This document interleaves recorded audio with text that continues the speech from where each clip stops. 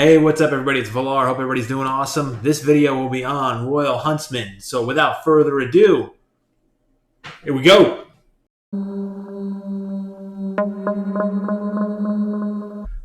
All right, so Royal Huntsman just got a minor tweak balance, but it actually is a huge tweak balance for him. His dead aim skill will now be used on auto, which is huge because he was not using this freaking skill on auto at all before. Now, to be fair, in my opinion, Royal Huntsman is actually still an arena specialist. While he can be used to do dungeons and things like that, you don't really need him for that content besides single target sniping. He does have an AoE decreased defense, actually, so that part's good. Right? He has an AoE decreased defense. But besides that, in dungeons, he's mad. However, sniper-wise for arena, this guy is a god. There is one negative caveat, though. He's spirit affinity, and there's a lot of magic affinity champions, so that kind of stinks. But I'm going to show you how I built him. So I have him 34,000 HP, 4,700 attack. Defense doesn't really matter. It's not a defense-based champion. 220 speed, 105 crit rate, 197 crit damage. I don't have the best gear in the world to get. I have very good gear, but for me, pushing to 250 plus crit damage is like, I think I can maybe do it with one hero, and I have it. It's very unlikely that I can get this on as many people as I can. So I try to showcase it where it's reasonable. That's actually pretty low crit damage. I get it, right? 285 accuracy, but I still think he works. So accuracy banner with double attack, HP, speed, crit damage with accuracy, attack, resistance, all that stuff. Attack ring with double HP, attack, HP, and defense.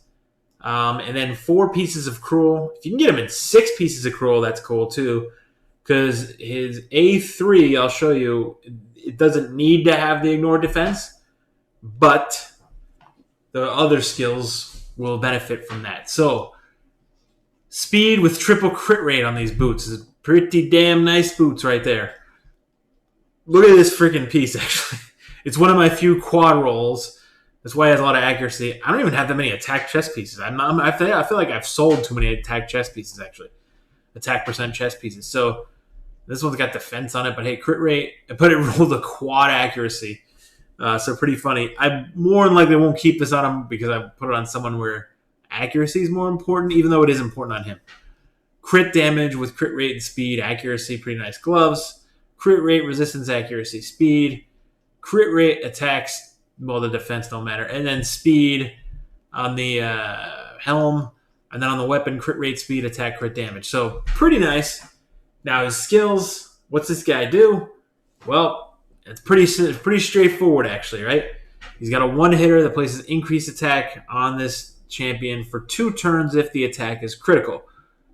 Now, the increased attack is cool, but I feel like you're going to run him with someone who already provides that, most likely, like an Arbiter or something, or maybe like a Doom Priest. I'm just trying to think like what you would use with him if you did run him in dungeons. You're going to provide it 99% like an Arbiter. That just does the increased attack buff anyway, but it does hit decently hard. I believe this pops off for, we'll see it, 25k-ish. Now, this Slaughter Valley on a 3-turn cooldown does the decreased defense if it crits. Now, while this is good, Warbane does something similar, right? So it's like he only provides a decreased defense. It is AoE. It's kind of really weird how they worded it. Attacks all enemies, places a 30% decreased defense debuff on the target for 2 turns if the attack is critical. Well, I guess because it's an AoE, the target's everybody. But the way I used to think this meant was it only applied to the single target, but no, it actually applies to everybody. So dead aim attacks one enemy, will ignore defense by 100%. It's a 5-turn cooldown, but this is what actually makes him an awesome sniper. So I feel like he's sort of like a Candifron, like his Candifron's Force, right? You could just delete a damn Candifron with this guy, actually. Like, you get it set up right, you come in, you just screw Candifron, right? Candifron meet Royal Huntsman. This dude's taking you out, Candifron, right? That's how it goes. provided he can target you. All right, right. Of course, Masteries. I don't even have Masteries on the guy. Right. He was one of the first legendaries I pulled. Like I think I pulled him in the same summoning session where I got a Tomb Lord and him, and they were my first two legendaries. I want to say those were my first two legendaries in May of 2019, possibly April of 2019. Right? I wasn't. This was back when Masteries were extremely hard to do. You couldn't buy Masteries. You had to like focus the first thing doing, getting your Nightmare team or whoever you're using in Clan Boss all mastered up so you can get War Master. You had to grind that crap out. And I was a casual player just playing on my phone. You had to grind that crap out, tapping your phone in your pocket for hours on end if you had an iPhone, because the damn auto clickers don't work on iPhones really. So yes, I went through that grind. But anyway, that doesn't apply to him. But when I got him, I sort of was like throwing whatever legendary books I got at him just because I was sniping people in arena with him. He did help me skyrocket to gold 4 actually when I was a brand new player. So I got him in my first like 2 weeks of play.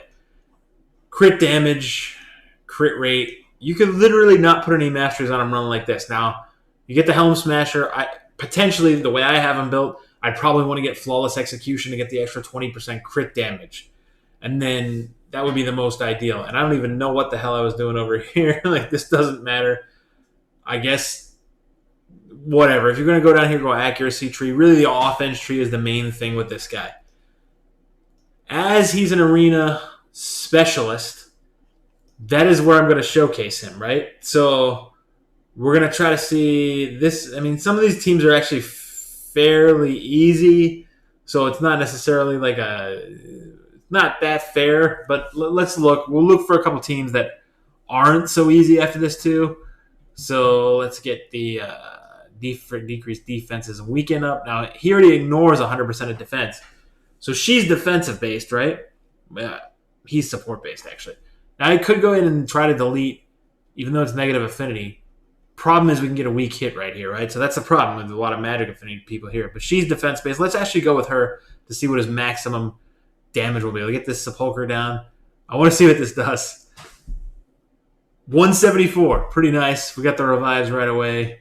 All right. Yeah, here you provoke all you guys. Provokes. Boom. Nice. All right. Now let's see what he favors on auto is going to be that Slaughter Volley. I'm going to slow it down here, actually. So let's see what he does here. Okay, 70k and 37k. Not bad. He did 70k on the Magic Affinity Champion, actually. So let's actually see if there's anybody in this list that may be a little bit harder. I mean, nobody's actually super hard. This team, I don't even know if we could beat with that team, actually. It's not the normal team I'm running. Yeah. Okay, we'll get that. All right, let's see. Oh, my God. I'm not even going to try. That's actually... Their team power is 83k. It's like unfair. Okay, let's actually just see how he nukes again, too. I want to see how he nuke AoEs everybody. He does that, like I said, on auto. He prefers that. We're going to actually show him because half of this team is magic, right? So does he nuke everybody? He does. Pretty handily, pretty easily. Let's go to refresh and see if we get... Okay, that's got a Hegemon, so unfortunately we can't... I don't want to test it against a Hegemon. Maybe I'll test against this team. But, yeah, okay, this is a little bit more fair. We got Manaya, we got Lugan. I mean, we could potentially lose this. This isn't normally the team I run, and I kind of just slapped Umbral Enchantress in there. All right, let's see. Okay, come on now. We got it. And who are we going to snipe? We're going to snipe Manaya, actually, right here. So Manaya's got a shield up, and she got decreased defense and weekend. The decreased defense doesn't matter because he ignores 100% of defense anyway. So can he cut through the shield and just kill her? And the answer is yes. 150,000. I've actually seen him do like 250. But maybe I don't have enough crit damage on him. But even this guy, the one I haven't built right now, has done about 200, 220 on a couple hits. So she had a shield up there too that might have actually made it so he can't really quite do that much. But I mean, he did 150. It's pretty nice. He's doing 40k hits. He's pretty fun. He's actually pretty cool. I still think he's sort of a one-trick pony, right? That's the negative of him. But is he using it on auto? I've been manualing this, so that's actually all right. Let's actually go here. That's a challenge. I think we would lose this actually because that.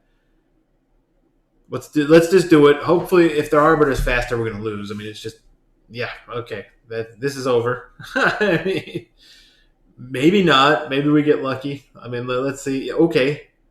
Oh, okay. We did get lucky, but I still think we're potentially gonna lose. I'm doing an all full auto here. Yeah, goodbye. He deleted us. So I sort of knew that was going to happen. Not a good battle to pick with them. All right. Maybe the Lysandra team here with a Madame Saris and everything, and we'll show him on auto. Yeah, that's what we'll do. Okay, come on. Yeah, good. We're faster. And boom, he favors the A2. So he's always going to favor the A2, which is kind of unfortunate if you already had the decreased defense up, like what I just showed there. You sort of prefer this guy, just the way he works, to prioritize his A3. Like, and there, I guess he didn't need to do. He only needed to do an A1, so that's why he did that. This team might be way too hard for us. Not a good team to go against. Although we could see, because this would be a good idea to see if I'm not. I sort of knew that. All right. I was gonna say if I'm faster, but I'm not, and maybe I should have. Oh, that was stupid. I should have just run him in with So it's ignoring defense, right? So they are all buffed up and everything. They got block debuffs. This actually is sort of what I want to show. Probably the most tanky is going to be Krisk, right? So let's see how much he does with the buffs up. Okay, that's perfect. I don't care if we win the battle. With the buffs up and no decreased defense, no weaken, nothing, he hits through for 118,000. So pretty damn sick. Pretty cool. I'm going to end the video right there because there's honestly not too much more to add with him. He's a great single target sniper. He is fun to build if you want to build him. I don't remember at the beginning if I showed his full stats. I don't think I did. For some reason, yes, I did actually. Anyway, that's his full stats. And I did have the guy booked because I eventually just wound up putting all my books into him. That's going to be it, though. If you like the video, please like and subscribe. Thank you so much for checking it out. Do I think he's going to be so much more of a game changer for you? Unfortunately, no, but he's actually a pretty good champion. So thank you so much. Check it out. Like and subscribe. Cheers.